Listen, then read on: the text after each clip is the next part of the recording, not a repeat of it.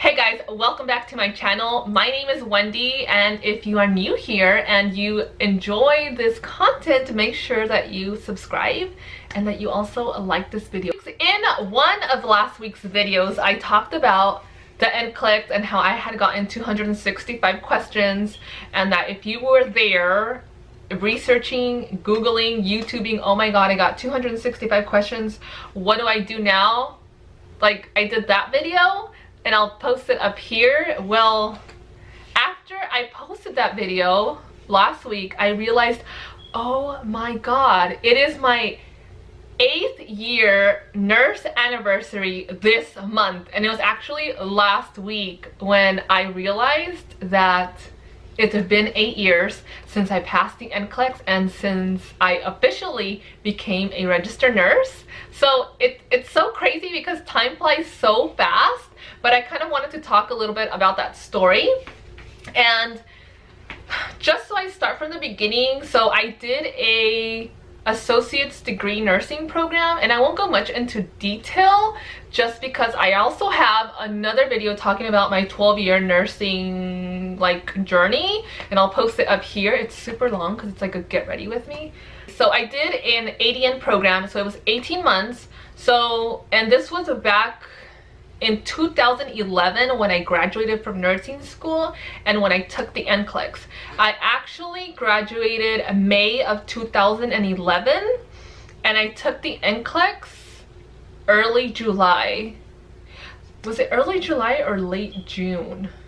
I believe it was early July, like July 1st or July 2nd, like something around there is when I took the NCLEX back in 2011. I didn't study much for the NCLEX because when I was in nursing school, I was actually, well, my group was mandated to use ATI, which is like a NCLEX prep study program. I don't know, it's like a bunch of books that you buy, and it was part of the curriculum during my nursing program that we had to use ATI. So I was using that already through nursing program, and then my coworkers at the time were telling me to get it was like an $80, I think, or it was an $100, it was less than $100 for sure, that program, which it was like a study bank NCLEX questions, which unfortunately I do not remember the name. I think it started with an L. Honestly, I did those study questions maybe like 2 days prior to the NCLEX, and I only studied like a few hours.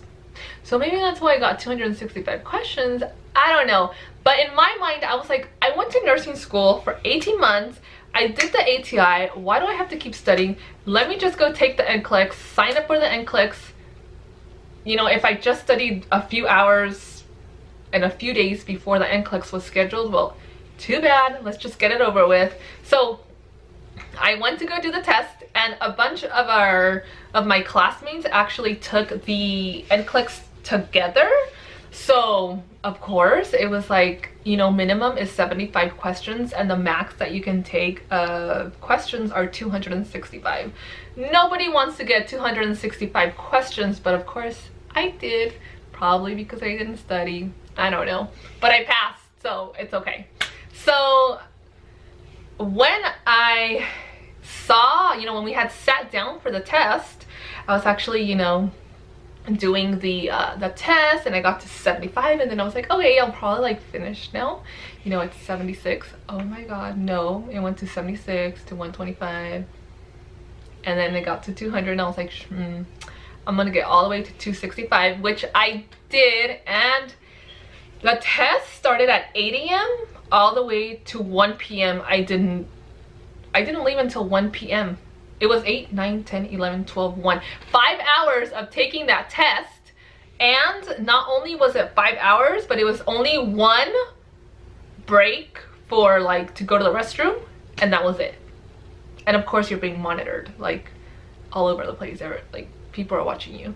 But 5 hours taking that NCLEX, it sucked because I think I was the last one there taking that test. So of course at this point I'm like, okay, I already failed, I'll study harder next time. So when I stepped out of the testing center, I think I called my friend Heather, or she called me, and she asked me like, I'm like, I just got out right now.